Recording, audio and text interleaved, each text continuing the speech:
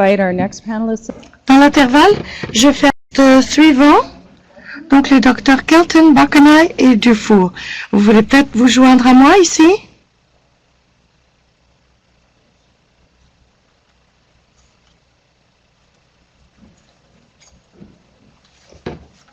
Bien.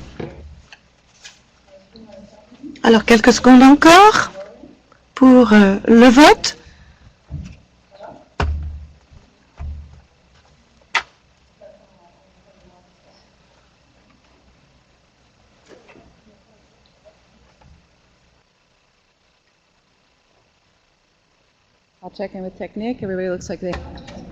Alors, je vérifie avec le personnel. C'est bien, dans l'intervalle, je vais faire des présentations pour le prochain volet, le dernier volet de la journée, santé animale. On gagne la bataille, mais on perd la guerre. Résultats très importants de leur projet de recherche sur la santé animale. Encore des projets qui font partie de la grappe de recherche. Alors, je suis très contente d'inviter le premier panéliste, Dr. David Kelton. He's a veterinary epidemiologist. Il est vétérinaire épidémiologiste à la chaire de recherche de la santé des bovins de laitiers à l'Université Guelph. Il fait de la recherche sur les maladies infectieuses et métaboliques dans le troupeau laitier, y compris la mastite et la boiterie.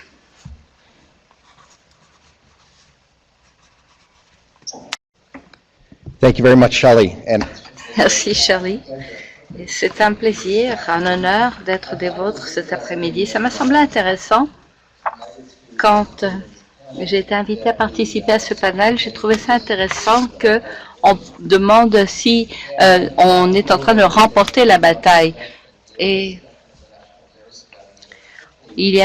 on commence la session par cette étude nationale sur les bovins laitiers. J'espère que vous en avez entendu parler. On aura là l'opportunité de voir si on remporte bel et bien la bataille ou pas. Parce que la première question qu'à se poser, c'est mais comment savoir? Il faut examiner où on en est en tant qu'industrie laitière pour savoir si on remporte la bataille ou pas. Ce que je voudrais faire maintenant, c'est commencer par une question. Un des éléments de proaction est relatif à la biosécurité. La raison pour laquelle la biosécurité nous intéresse particulièrement, c'est qu'en tant qu'industrie, les animaux se déplacent d'une ferme à l'autre et au sein de la ferme et on s'inquiète de la propagation de maladies. C'est un des éléments que nous avons examiné dans l'étude nationale. La première question que je vous pose, dites-moi quelle proportion des fermes partout au pays, d'après notre estimation, ont introduit au moins un animal vivant à la ferme pendant l'année 2014. Vos options. Moins de 10% des fermes, 10 à 25%, 25 à 50% ou plus que 50%. Introduit au moins un animal sur leur ferme en 2014.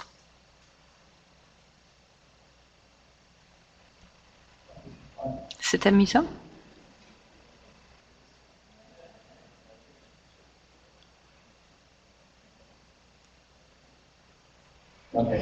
Alors, on dirait que ça se stabilise et on a entre 25 et 50 et plus que 50%. Mais la réponse est un peu moins de 50%, 47%. Alors, c'est assez en plein dans le mille. Et je vais y revenir de façon plus détaillée. Mais je voulais d'abord vous présenter un peu le contexte. D'où viennent ces données et comment les avons-nous recueillies et pourquoi les avoir recueillies. Combien d'entre vous dans la salle connaissez le système à l'USDA de surveillance de la santé animale? À main levée, vous êtes une petite poignée. C'est un système qui est géré par le ministère de l'Agriculture aux États-Unis et ils ont des points de repère depuis des années, depuis 35 ans environ. Et à chaque année, ils mettent l'accent sur une production donnée. Alors, ils ont fait en 2014 leur 6e étude laitière. Et il y en a une à tous les 5-6 ans. Ce qui est particulier, c'est que c'est une étude qui est nationale et qui permet de déterminer quelle est l'évolution du secteur laitier aux États-Unis. C'est répété à tous les 5 ans. Ça leur permet non seulement de savoir un peu ce qui se passe, mais est-ce que la situation a changé d'un sondage à l'autre. Jusqu'à maintenant, on n'avait rien fait de tel au Canada. Oui, on a fait du bon travail, surtout sur le plan régional, ou bien en mettant l'accent sur un problème donné, des maladies qui ont une incidence sur la production, ou une enquête il y a 10-15 ans où on ciblait certaines maladies comme la paratuberculose. Et Simon va nous en parler. On s'est penché sur la mamite, mais aussi c'était très ciblé. Et il y a eu d'autres opportunités de ce genre. Mais même par rapport à certains de ces enjeux, comme le programme de la paratuberculose qui a varié d'un endroit à l'autre, on se sert de méthodologies qui varient. Alors, comment regrouper tout ça pour avoir une idée de la situation nationale? C'est pas évident. Il y a 5 ans, donc, je prenais un coup avec Jason Lambert. Jason, qui est un vétérinaire qui travaille pour l'USDA aux États-Unis, qui se charge de l'étude laitière aux États-Unis. On s'est dit, mais ce serait vraiment chouette si on pouvait faire une étude canadienne au moment où ils feront la prochaine étude aux États-Unis pour pouvoir comparer non seulement ce qui se passe au Canada au sein du pays, mais aussi faire des comparaisons avec ce qui se passe de l'autre côté de la frontière.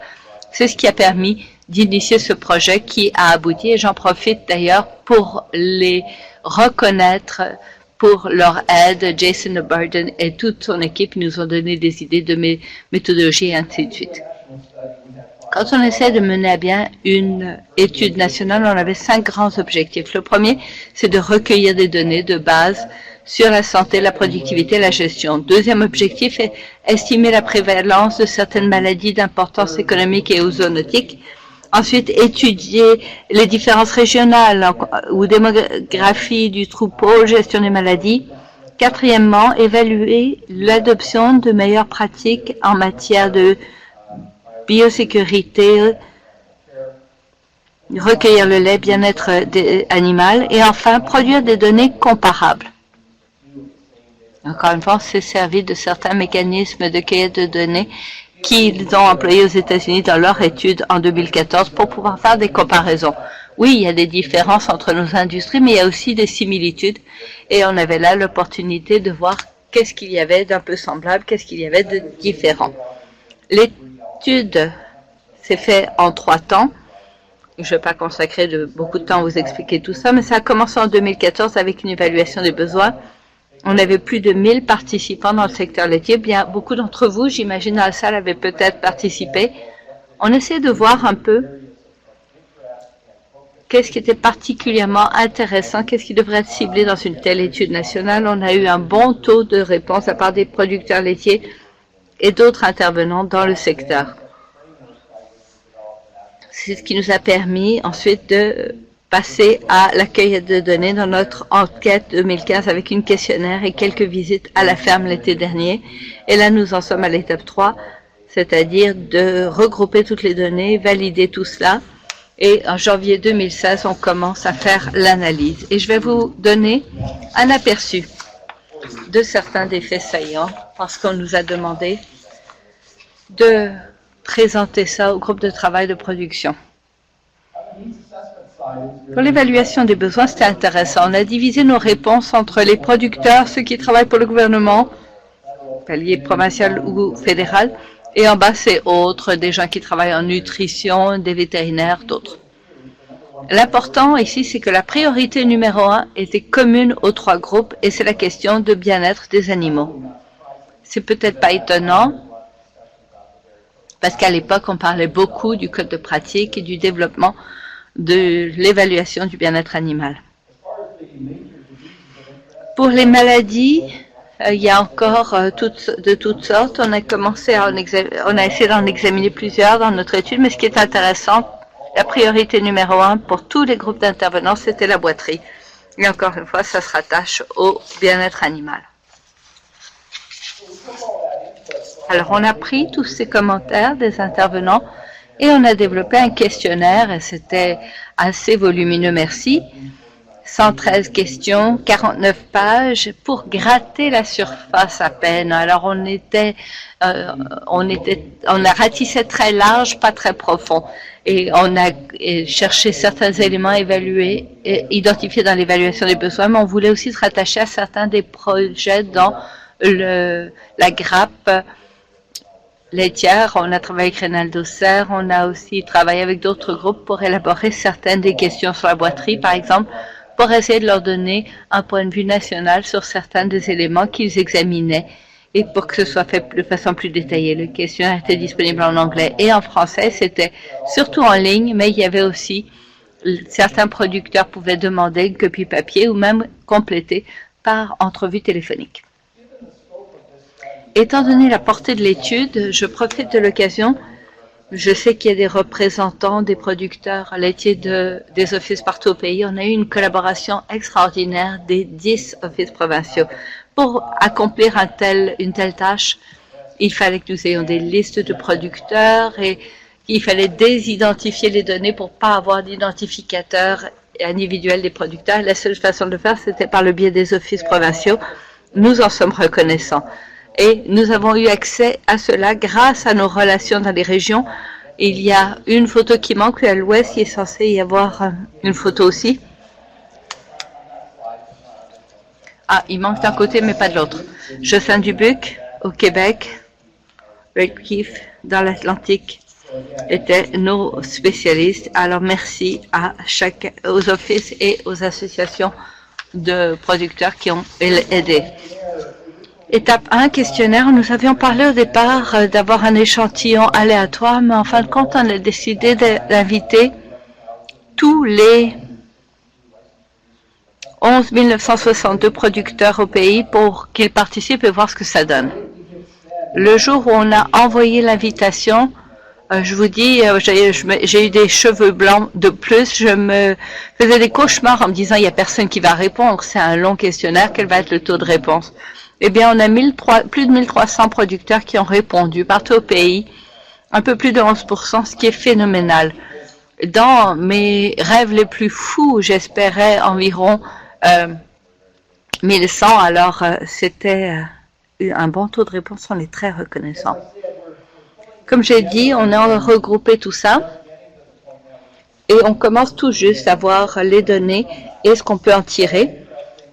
Une chose intéressante, si on regarde les questions démographiques, 37 étaient des fermes bio, 37%, 85% inscrites au contrôle laitier. La moyenne nationale, c'est entre 75 et 78. Donc, il y a peut-être une légère surreprésentation des fermes inscrites.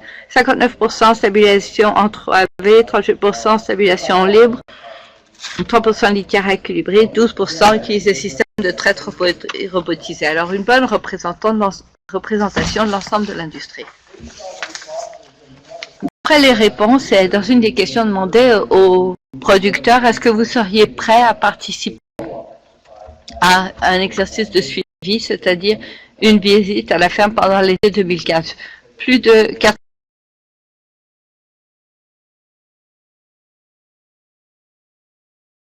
80% des producteurs ont dit oui.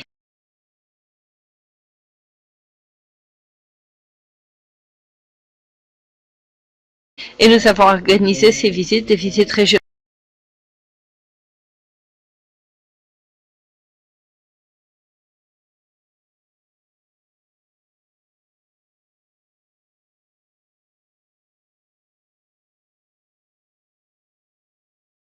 Encore une fois, pour s'assurer d'avoir des fermes dans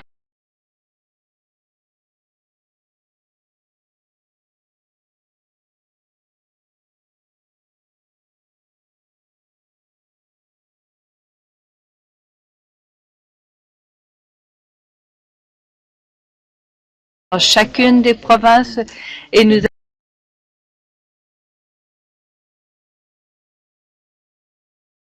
avons identifié des équipes d'étudiants qui ont fait trois choses. Première chose à faire pendant ces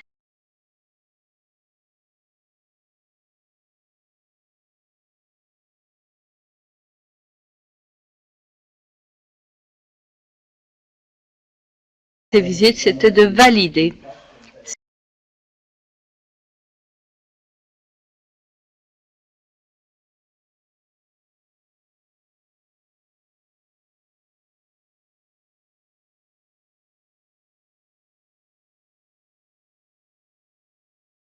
certaines des questions qui avaient été posées dans l'enquête. Pour être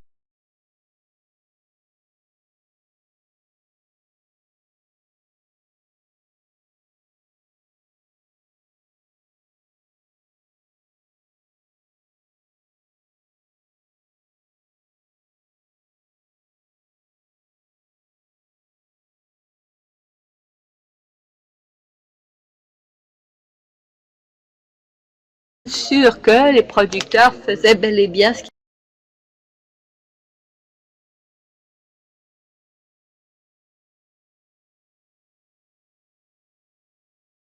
qu'ils nous disaient faire. Et ça, c'est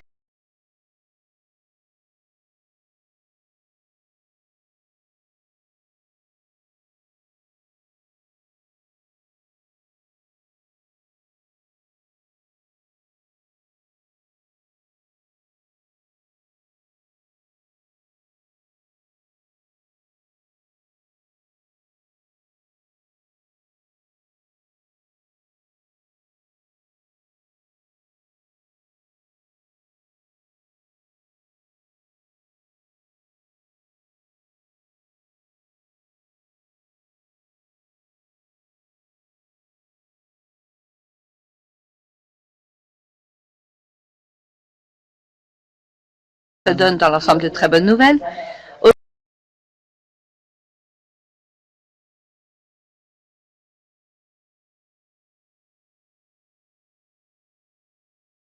Aussi, mettre en œuvre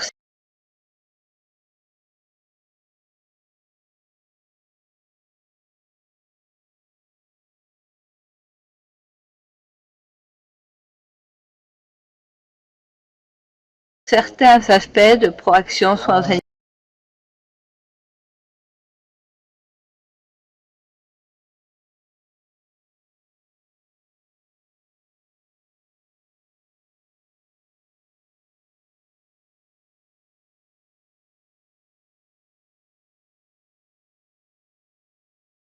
animaux, ça, on y reviendra pour avoir des données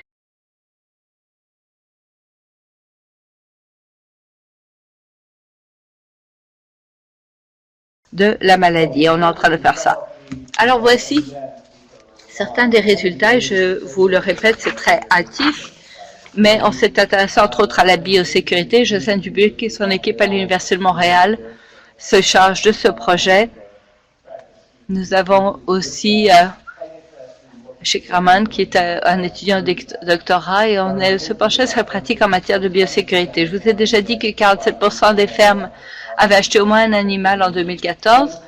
27% avaient un animal qui a temporairement quitté la ferme puis y est revenu, alors que ce soit pour une exposition ou quelque chose du genre. Maladie qu'on tente de contrôler à la ferme.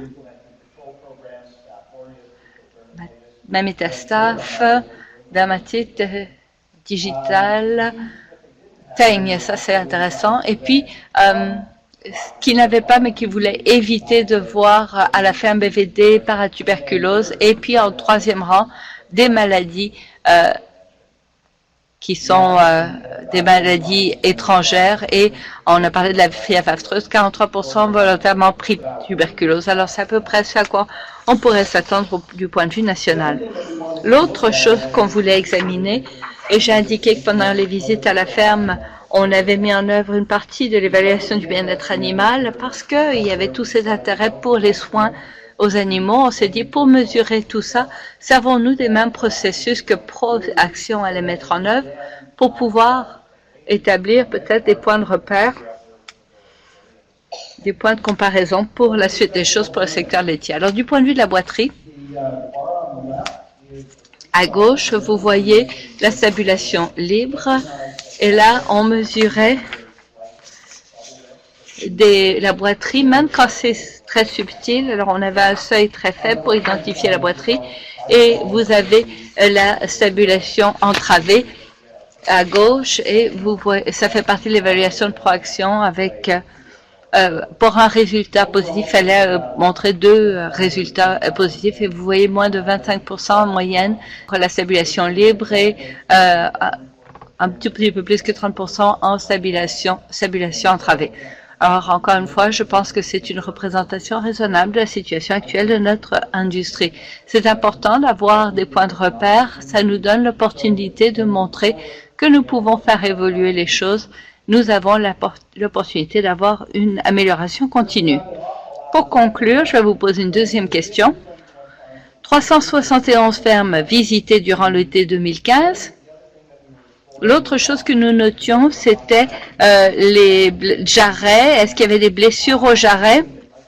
Et quand on parle de blessure, on veut dire une cicatrice, une blessure ouverte, modérée à importante. Alors, je vais vous demander de m'indiquer quel était le taux de réponse en ce qui concerne le nombre de fermes sur les 371 qui n'avaient aucun pointage inacceptable de blessure au jarret. Aucune, moins de 10%, entre 10 et 50%. 50 fermes, pardon, et entre 50 et 100 fermes, sur 371 fermes.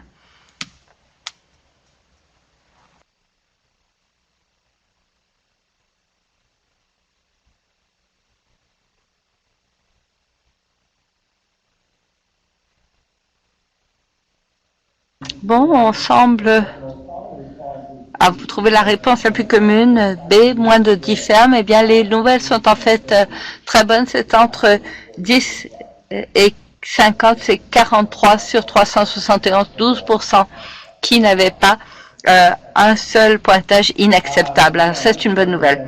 Et encore une fois, une représentation visuelle des données en reconnaissant que la cible de proaction, c'est 10%. La médiane était d'un peu moins de 20%.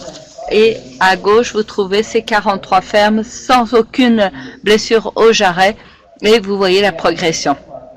Du point de vue des points de repère, je pense que ça nous donne encore une fois l'opportunité de savoir où nous en sommes et par l'amélioration continue, nous pourrons faire évoluer l'industrie. C'est ce que nous cherchons à faire par le biais de proaction. Le fait qu'il y ait des fermes où il n'y a aucune blessure au jarret, il faut comprendre comment ça s'est fait et aller à ces fermes et se servir de ces fermes comme exemple à suivre. Je vais conclure en disant merci. Encore une fois, j'avais une belle diapo avec tous les collaborateurs. J'en ai déjà mentionné quelques-uns. Catherine Bauman qui était en postdoctorat, qui a organisé tout ça, des étudiants en études supérieures. Et je tiens à remercier aussi les bailleurs de fonds, les PLC, la grappe de recherche, entre autres, et merci de m'avoir donné l'opportunité de faire cette présentation. Merci à tous.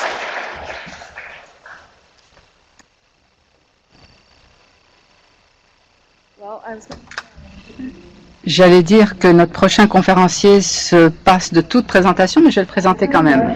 Le Dr Herman Barkema est un chercheur du CRSNG et chercheur en maladies infectieuses dans le bétail laitier. Il est professeur invité à l'Université Ghent en Belgique et il a publié plus de 225 manuscrits scientifiques et chapitres de livres et a donné des conférences à travers le monde entier. Et son programme de recherche met l'accent sur la prévention et le contrôle des maladies dans les troupeaux laitiers. Merci Shali, c'est un plaisir que d'être des vôtres. Et j'aimerais mentionner une personne. Régent, je suis enchantée de vous voir ici. Alors aujourd'hui, je parlerai de maladies infectieuses, d'antimicrobiens et de biosécurité. Alors tout d'abord, les maladies infectieuses. Quelle est la situation que nous avons au Canada? Comment est-ce qu'on établit la priorité quant aux maladies à surveiller? Et quelle est la situation quant à la résistance antimicrobienne et comment est-ce qu'on peut aller de l'avant en diminuant notre utilisation d'antibiotiques? À l'échelle nationale, nous avons pas mal de commerce entre d'animaux et de produits des animaux. 50% des fermes, comme Dave l'a dit, eh bien, achètent des animaux.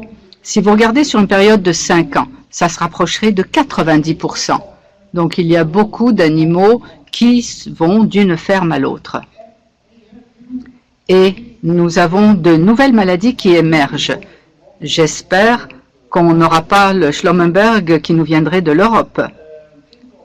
Pensez, il semble que ça fait longtemps, mais la maladie qui provoquait le piétin,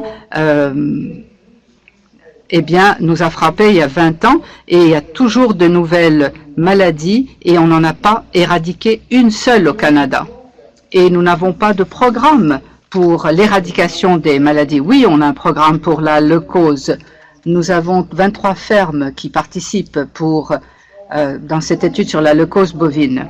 Une exception, c'est la paratuberculose. Dave a montré que 43% des fermes avaient participé dans le cadre d'un programme pour lutter contre la paratuberculose au Canada. Alors, rendez-vous bien compte que les maladies sont payées et achetées. Elles se promènent d'une ferme à l'autre. La meilleure façon d'aller chercher une maladie, c'est en achetant une vache. Mais les expositions de bovins sont également source d'infection. Nous devrions regarder, envisager de quelle maladie on veut se débarrasser. Mais il nous faut également changer nos pratiques. Parce que l'absence de maladie a de bons et de mauvais côtés. Si vous êtes exempt d'une maladie, la probabilité que cette maladie vienne dans votre troupeau est plus élevée si vous faites des échanges d'animaux ou des achats d'animaux. Ça vous rend beaucoup plus vulnérable. Par chance, nous avons la traçabilité. Nous sommes extrêmement chanceux que la fièvre afteuse ne nous a pas frappés en Amérique du Nord. Parce que sans traçabilité, nous ne pouvons pas contrôler une flambée, une éclosion d'une maladie exotique comme celle-là. Et ça, c'est une partie importante de Proaction. Alors vraiment, j'aime Proaction. Et j'ai souligné le mot « démontrer ».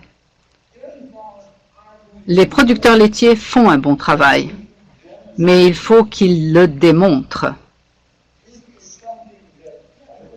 Oui, bien sûr, il y aura une proportion de producteurs laitiers qui vont y voir une autre mesure bureaucratique, mais c'est excellent que les conseils des administrations, des organisations provinciales et que les producteurs laitiers du Canada conviennent que c'est une priorité et renforcer l'idée de la qualité du lait canadien. Alors, au niveau du troupeau et de la biosécurité, approche différente. Lorsque je suis arrivé au Canada, j'étais habitué à des programmes d'éradication.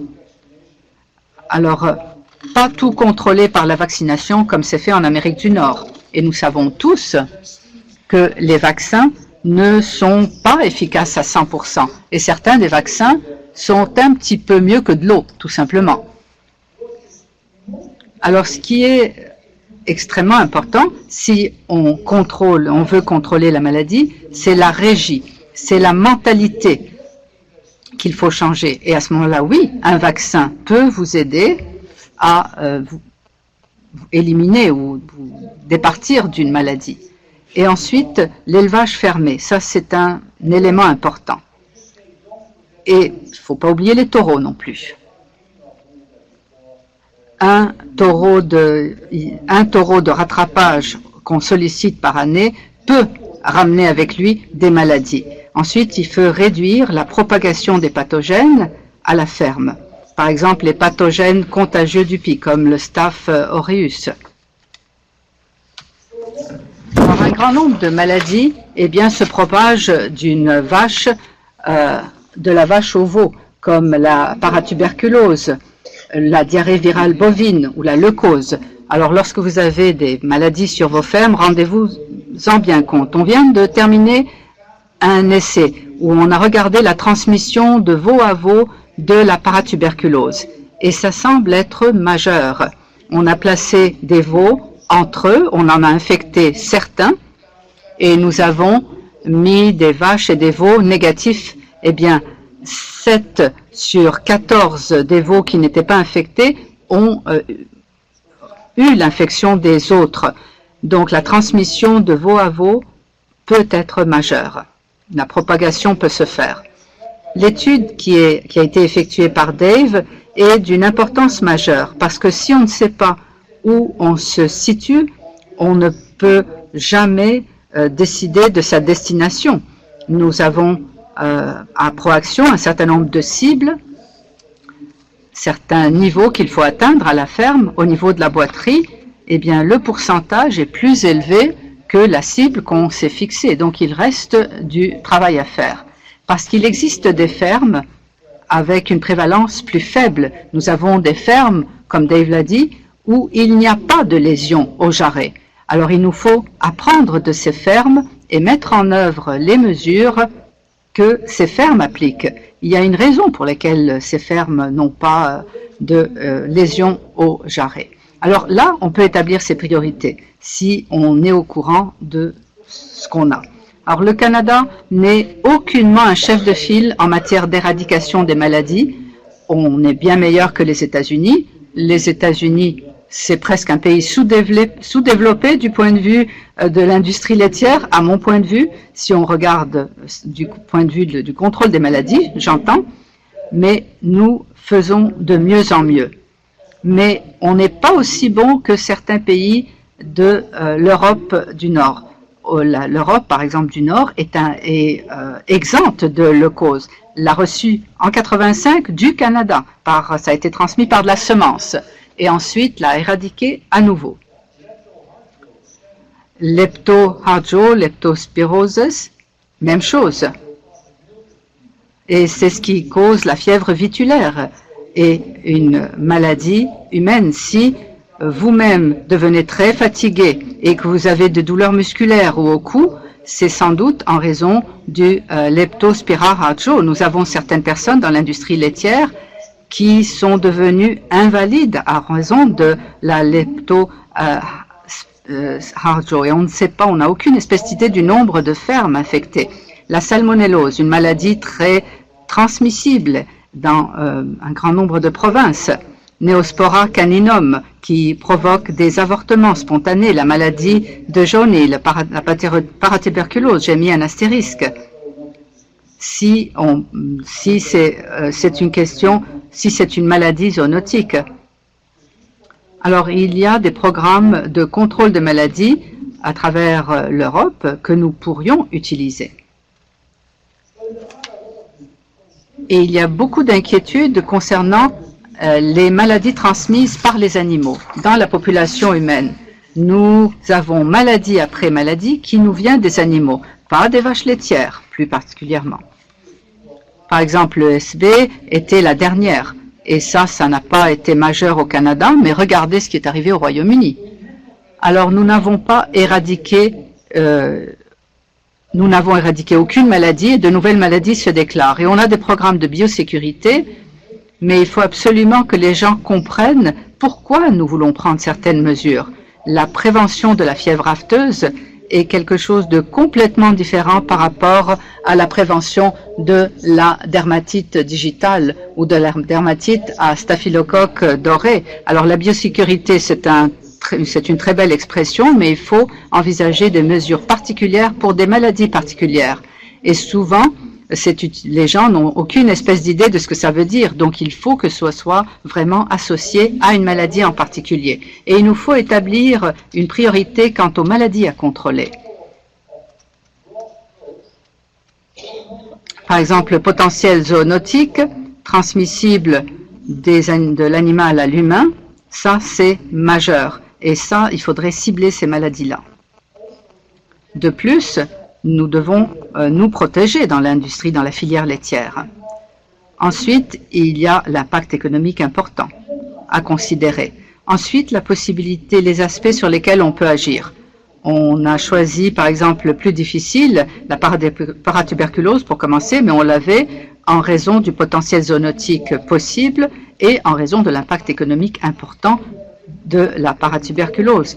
Et on ferait mieux de choisir des maladies que l'on pourra éradiquer, dont la prévalence est très faible ou est très élevée et a le potentiel de causer beaucoup de dommages. Les diagnostics devraient être bons et il serait bon d'avoir des mesures faciles à mettre en œuvre. Ensuite, bien sûr, il y a la sélection génétique et bien honnêtement, on ne sait pas grand-chose sur la sélection génétique des maladies dans le bétail, le troupeau laitier. Il y a beaucoup de choses à apprendre sur ce front-là. Alors, les programmes existent et comportent les pratiques de régie pour prévenir les infections. Il faut que vous ayez un grand nombre de fermes qui participent pour contrôler une maladie. 23 fermes dans un programme de leucose bovine, ça ne donne rien. Parce que s'ils achètent des vaches d'autres fermes ou s'ils vont à des expositions où il y a d'autres fermes également, le risque d'infection est très élevé. Il faut absolument que l'on commence à créer des programmes nationaux sur la base de données comme celles que nous recueillons dans cette étude nationale laitière. Je vais passer maintenant à mon autre sujet, la résistance antimicrobienne. Il y a une pression énorme du secteur de la médecine humaine pour que le secteur de l'élevage réduise l'utilisation d'antimicrobiens. Et c'est la question qu'on me pose souvent à la fac de médecine. Qu'est-ce que vous faites pour prévenir la résistance antimicrobienne? Si vous regardez la déclaration de l'Association médicale ontarienne pour la prévention de la résistance antimicrobienne, 6 sur 10 des déclarations portaient sur l'utilisation des antimicrobiens chez les animaux. La plupart des antibiotiques utilisés, eh bien, sont utilisés pour traiter la mamite. Et pour réduire l'utilisation des antibiotiques, la plupart des pays de l'Europe du Nord font désormais un usage sélectif des antibiotiques. Vous allez entendre, nous ne sommes pas les seuls, nous ne sommes pas les seuls à le faire. Les humains aussi, et la résistance à la pénicilline existe depuis toujours, depuis sa découverte, et n'augmente pas. Et l'utilisation abusive chez les humains, eh bien, existe. Combien de personnes se font vacciner contre la grippe? Eh bien, ça ne fonctionne pas contre les virus. Mais c'est pas grave. C'est la perception qui compte. Et ils vont gagner en médecine humaine de toute façon. Alors, on ferait mieux de se préparer et on devrait penser à réduire l'utilisation des antimicrobiens, comme le font les autres pays, parce que nous voulons maintenir les antibiotiques pour une utilisation sur des animaux malades, lorsque vraiment on a besoin de ces antibiotiques. Pour garder notre licence sociale, nous devrions donc développer une cible de réduction de l'utilisation.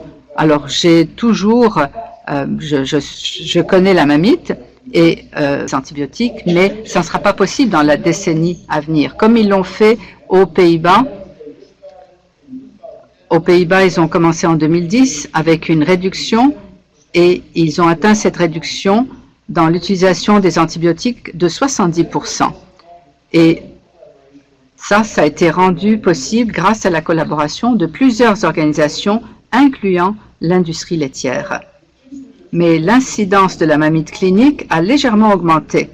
Alors, il y a un compromis lorsque on donne ce genre de traitement. Quel animal est-ce qu'on devrait appliquer un traitement non généralisé des vaches en tarissement? Eh bien, la majorité d'entre vous est avec Valacta au CanOest DHI et eux ont montré qu'ils pouvaient offrir des diagnostics pour surveiller les maladies, comme déterminer quelles sont les vaches qui sont infectées ou qui ont une cote de cellules sématiques avant le tarissement, pour qu'on l'on puisse procéder à un traitement de tarissement sélectif. Et il nous faut répéter ces études à l'échelle nationale pour voir quelles sont les avancées. Est-ce que nous progressons, oui ou non?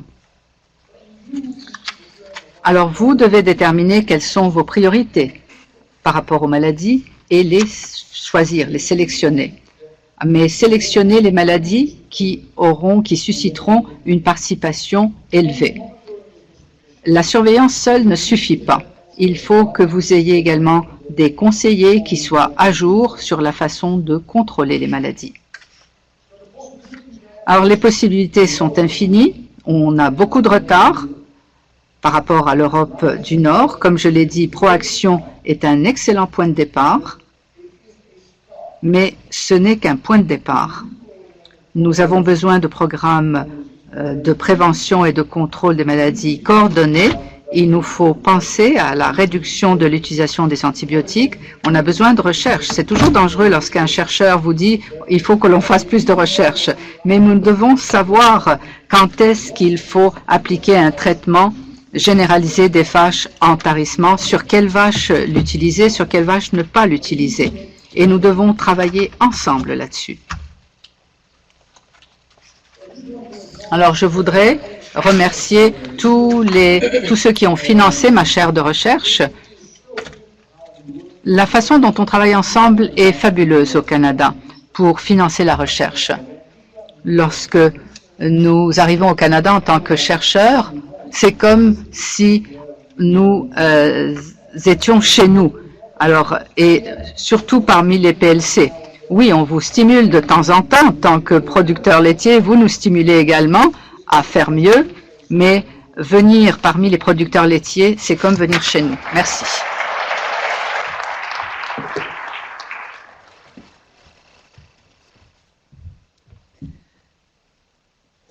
Our last presenter, Simon. Le dernier conférencier, Simon Dufour. Simon Dufour enseigne l'épidémie. J'ai toujours le problème avec ce mot-là, l'épidémiologie vétérinaire à la Faculté des médecines vétérinaires de l'Université de Montréal. Ses recherches portent principalement sur la mamite.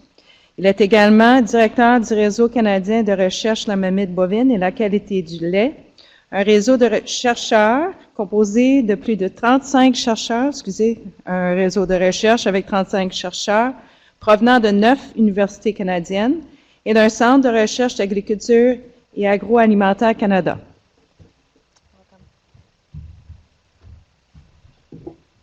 Merci. Donc, merci pour l'invitation pour présenter. D'ailleurs, je dois mentionner que quand on a reçu l'invitation, on était très heureux.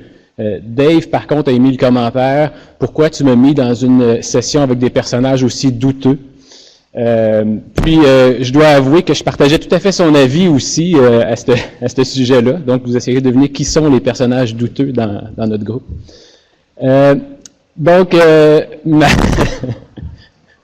Herman comprend bien ce français-là.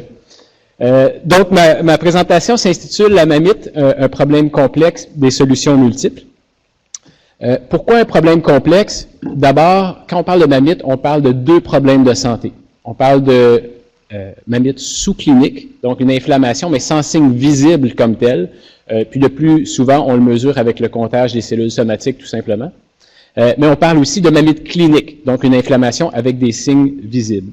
Et puis, ce sont deux maladies relativement différentes. Puis, je trouve que cette figure-là, qui était une des premières études du réseau, illustre assez bien cette chose-là. En fait, vous voyez sur l'axe horizontal le comptage des cellules somatiques de fermes laitières. En fait, chacun des points représente une ferme laitière.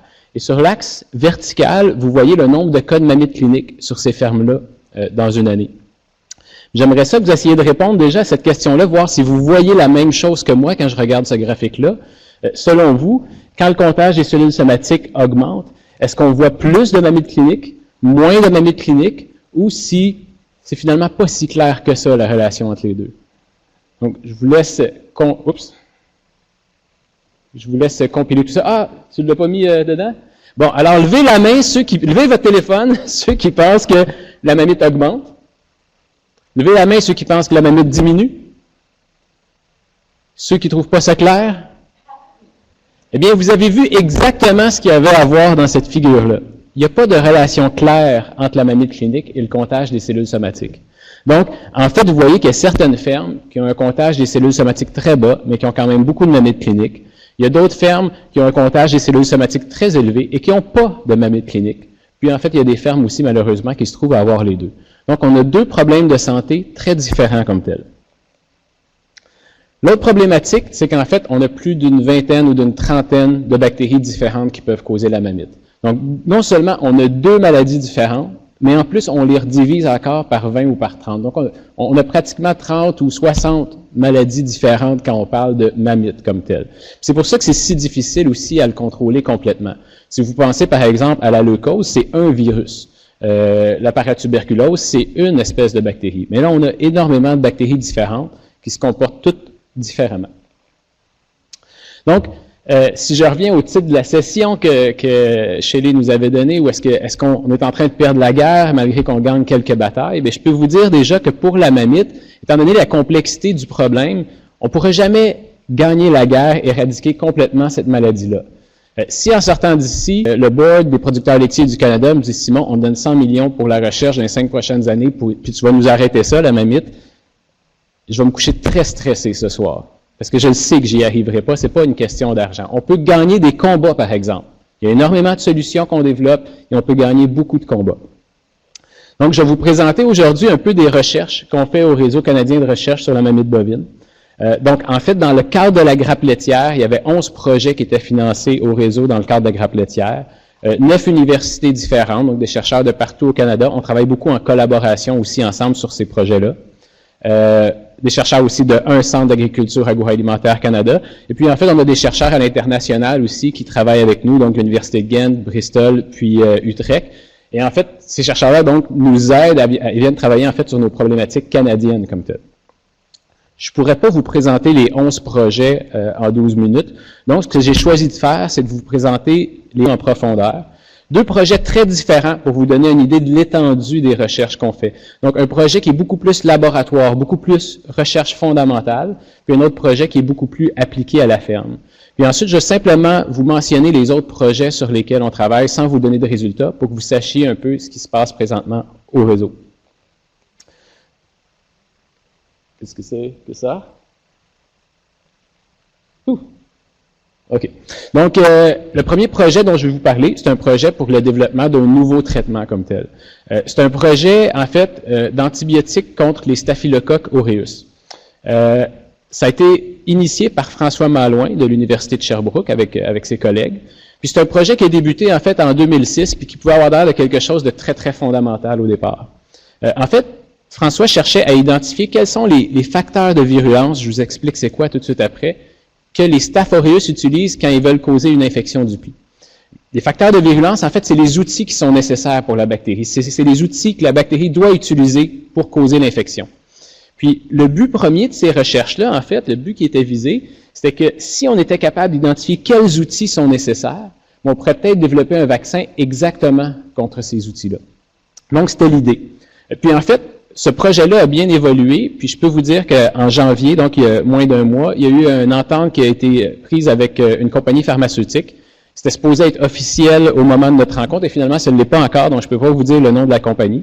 Mais la technologie a été reprise, puis ils vont essayer de le développer dans un vaccin qui va être commercial, qui va être disponible. Mais c'est pas de ça du tout, en fait, que je vais vous parler. Je vous parle d'un nouvel antibiotique. Parce que durant ces recherches-là, initiées en 2006, il y a eu une découverte par hasard, en fait, qui a été faite. Puis ils ont découvert une nouvelle classe d'antibiotiques. Quand on parle de nouvelle classe, on parle d'un antibiotique avec un nouveau mode d'action. Pour vous donner une idée un peu de quelle importance ça a, je vous demanderai de répondre à cette question-là. Depuis les années 60, combien de nouveaux antibiotiques, pensez-vous, qui ont été développés comme ça? Est-ce que c'est 2, 5, 10, plus de 20?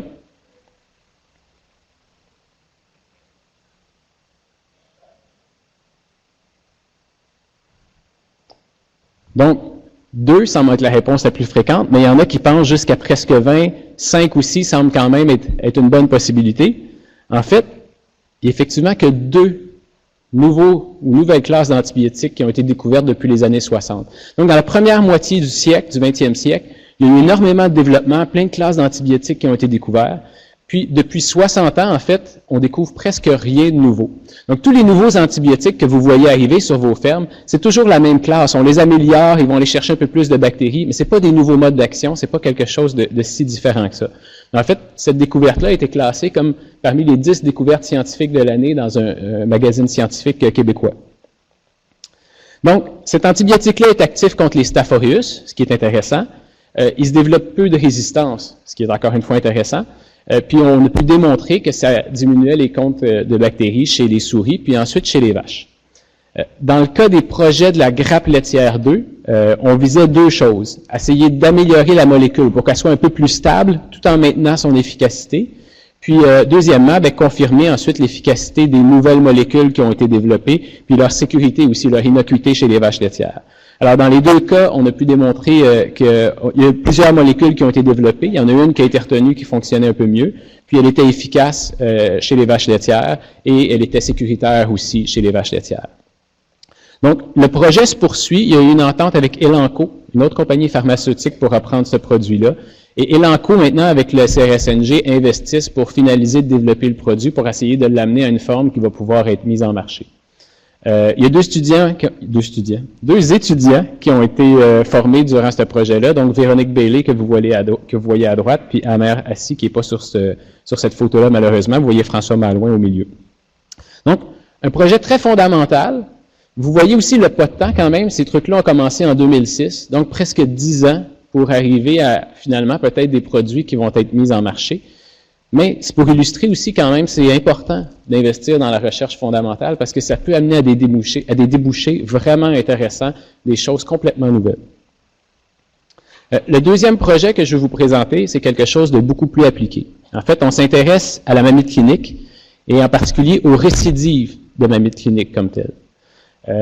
Donc, c'est un projet dont j'assure la direction, puis qui a commencé simplement depuis 1 an. Donc, c'est des résultats préliminaires que je vous présente. Puis, c'est des résultats qui sont basés sur des données historiques qu'on a prélevées lors de la cohorte, sur la cohorte de fermes laitières qui avait été suivie pendant 2 ans, en 2007-2008, donc une cohorte d'une centaine de fermes laitières au Canada.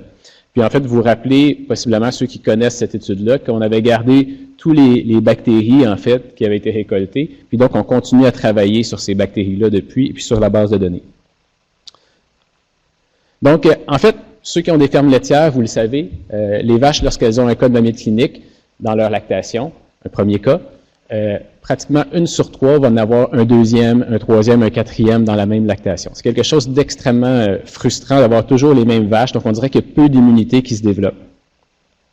On peut se demander c'est quoi le problème. Est-ce que c'est la vache qui a un problème, qui est trop susceptible? Est-ce que c'est le pathogène au départ qui était là, la bactérie, qui est beaucoup trop résistante puis qui demeure là dans la glande mammaire? Ou est-ce que c'est la gestion qu'on fait finalement de ces infections-là?